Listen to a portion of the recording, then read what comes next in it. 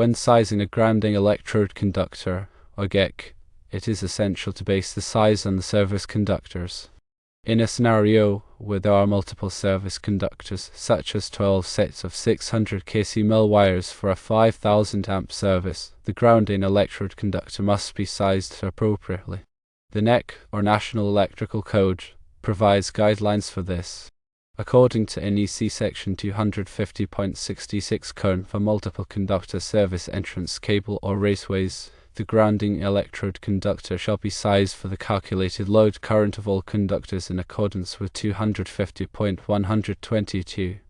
This means that you need to consider the total ampacity of the service conductors when determining the size of the grounding electrode conductor. NEC Section 250.122 states that the grounding electrode conductor shall be sized in accordance with Table 250.122. But not smaller than the required size of the grounding electrode conductor for the largest conductor in the service. To determine the appropriate size, refer to Table 250.122 in the National Electrical Code.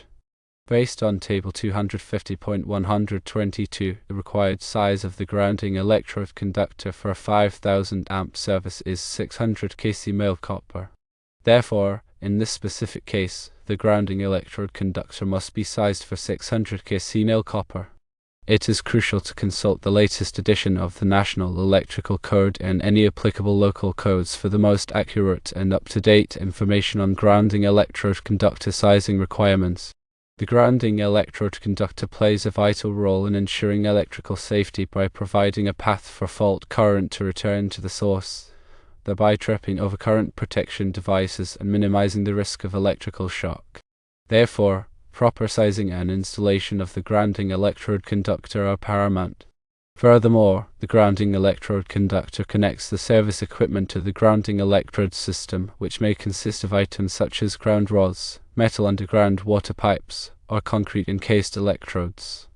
This connection establishes a low impedance path to earth, facilitating the flow of fault current and contributing to the overall effectiveness of the grounding system.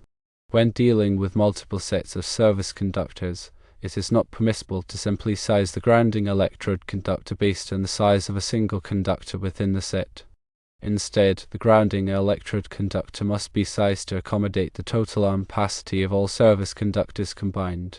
Failing to adhere to this requirement could result in an undersized grounding electrode conductor, which may not be capable of effectively carrying fault current and could compromise the safety of the electrical system. In addition to sizing the grounding electrode conductor correctly, it is also important to ensure that it is properly installed and connected. The grounding electrode conductor should be securely connected to both the service equipment and the grounding electrode system using approved methods and materials. Proper connections are essential to maintaining the integrity of the grounding path and ensuring its effectiveness in carrying fault current. When working with electrical systems, it is always recommended to consult with a qualified electrician or electrical engineer to ensure that all work is performed in accordance with applicable codes and standards. These professionals have the knowledge and experience to properly size and install grounding electrode conductors and other electrical components, ensuring the safety and reliability of the electrical system. To summarize, when sizing a grounding electrode conductor for multiple service conductors, the following steps should be taken. Firstly, determine the total ampacity of all service conductors. Secondly, consult Table 250.122 in the National Electrical Code to determine the minimum required size of the grounding electrode conductor based on the total ampacity. Thirdly, ensure that the grounding electrode conductor is not smaller than the required size for the largest conductor in the service. Fourthly, install the grounding electrode conductor using approved methods and materials, ensuring secure connections to both the service equipment and the grounding electrode system. By following these steps, you can ensure that the grounding electrode conductor is properly sized and installed, providing effective protection against electrical faults and minimizing the risk of electrical shock. Remember to always prioritize safety when working with electrical systems and to consult with qualified professionals when needed. The National Electrical Code serves as a comprehensive guide for electrical installations, and it is essential to stay up to date with the latest edition to ensure compliance and safety. Grounding is a critical aspect of electrical safety, and proper sizing and installation of grounding electrode conductors are essential for protecting people and property from electrical hazard. Therefore, take the time to understand the NEC requirements and to implement them correctly in your electrical installations.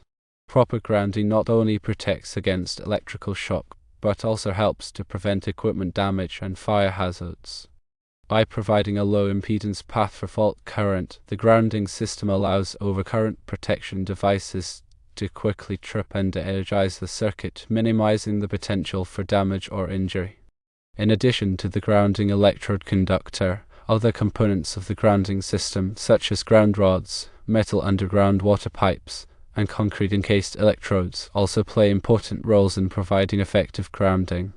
These components work together to establish a reliable connection to earth, ensuring that fault current can safely flow back to the source.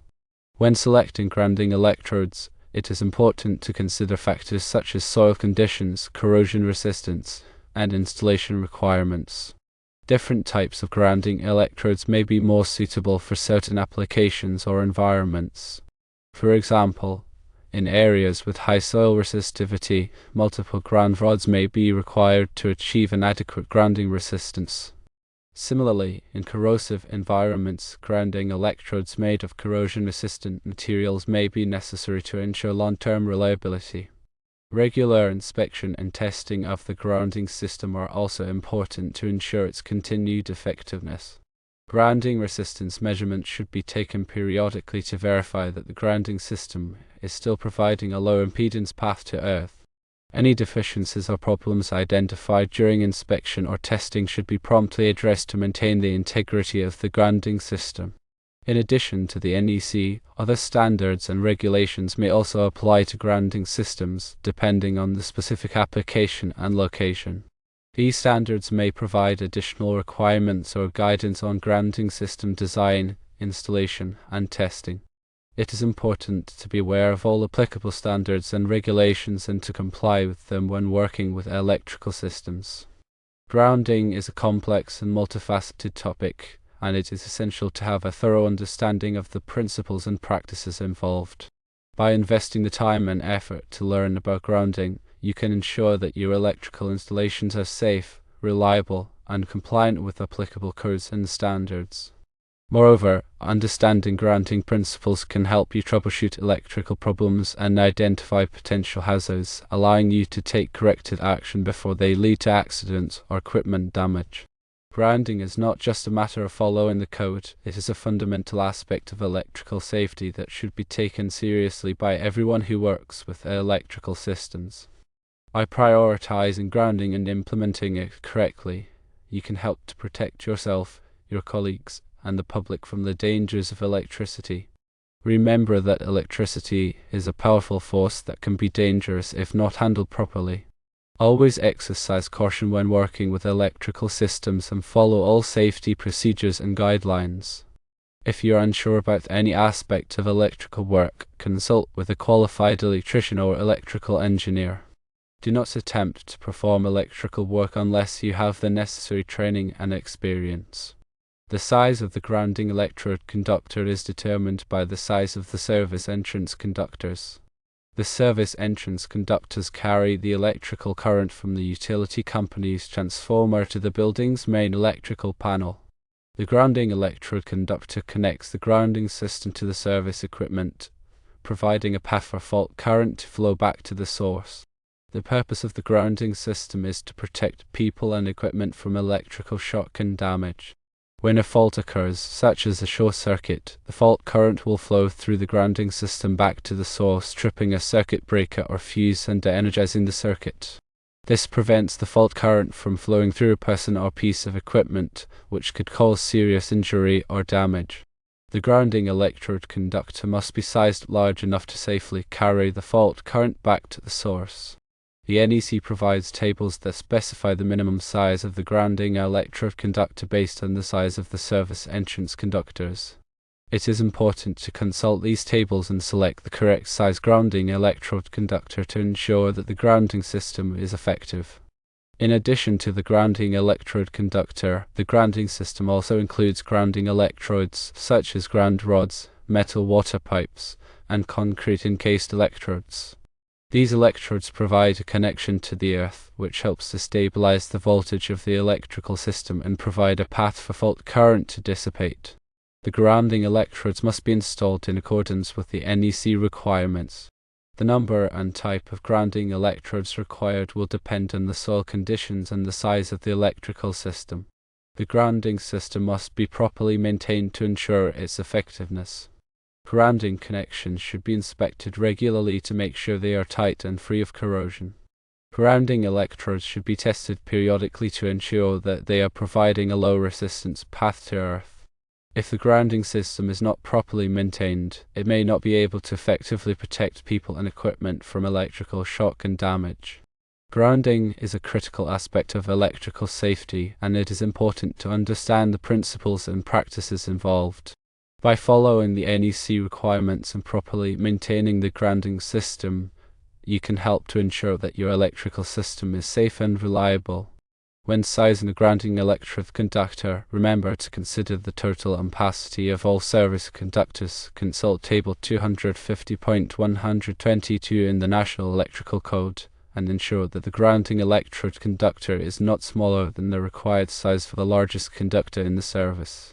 Proper grounding is essential for protecting people and property from electrical hazards, so take the time to understand the requirements and implement them correctly.